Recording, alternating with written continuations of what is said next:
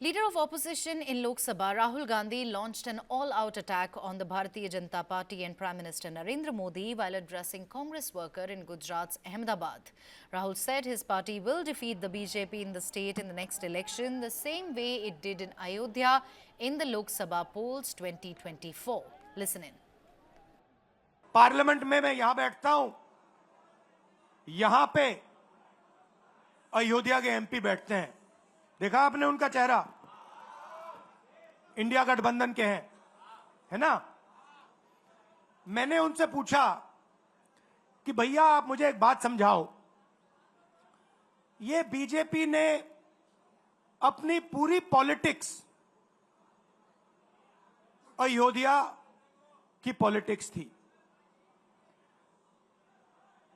चुनाव के पहले इन्होंने राम मंदिर का इनॉग्रेशन किया, राम भगवान को पॉलिटिसाइज करने की कोशिश की, मीडिया में फैला दिया।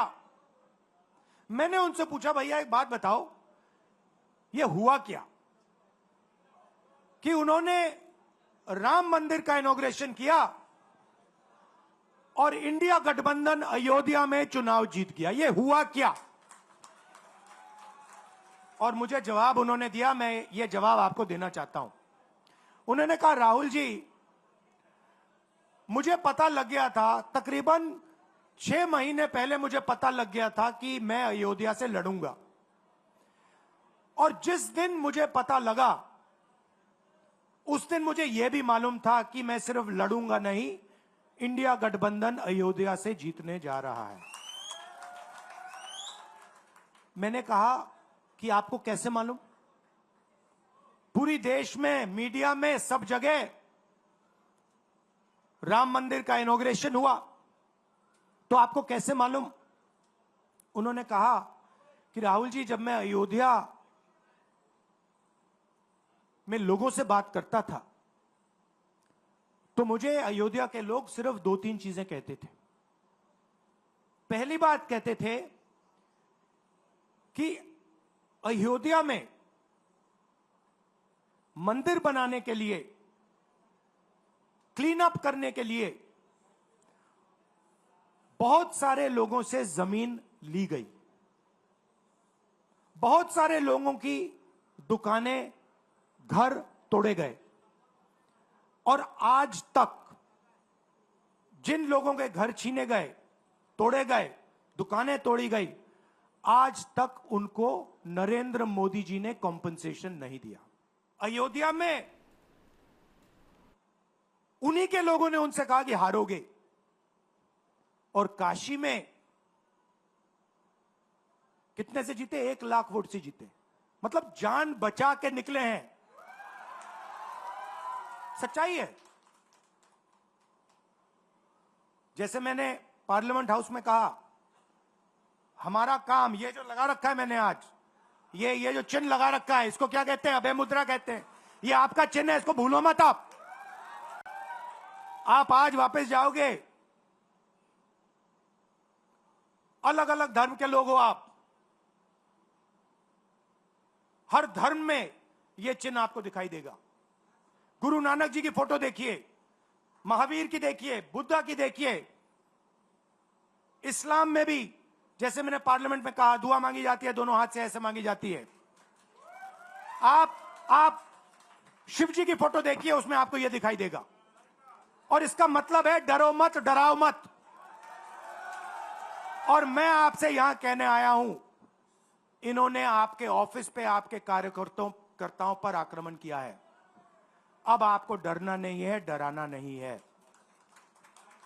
इन्होंने हमारे ऑफिस पे धमकाकर, ऑफिस को तोड़कर हमें चैलेंज दिया है। चैलेंज क्या है?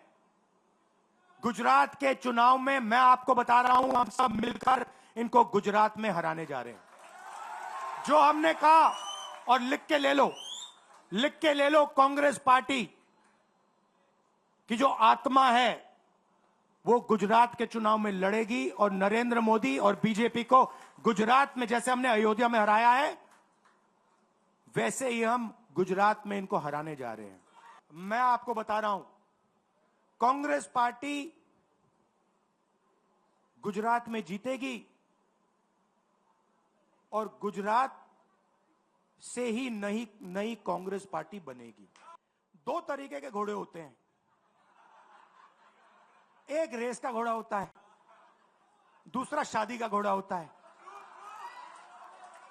ये आप कभी कभी कांग्रेस पार्टी क्या करती है, रेस के घोड़े को शादी में भेज देती है और शादी के घोड़े को रेस में लगा देती है।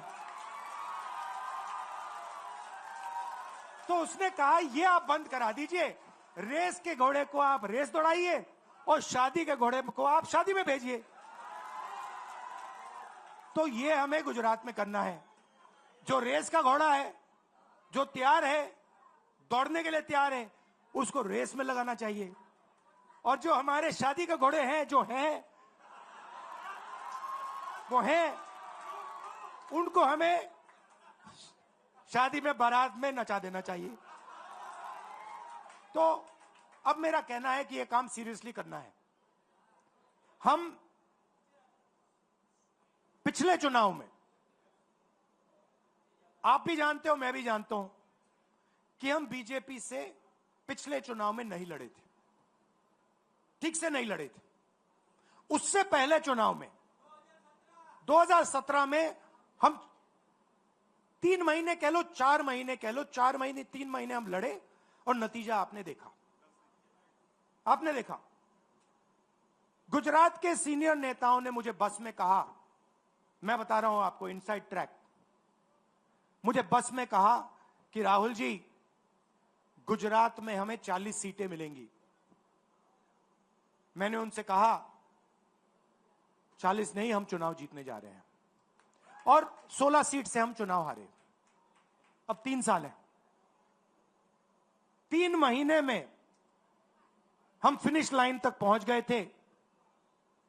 3 साल में हम फिनिश लाइन को मतलब उधर पीछे छोड़ के निकल जाएंगे।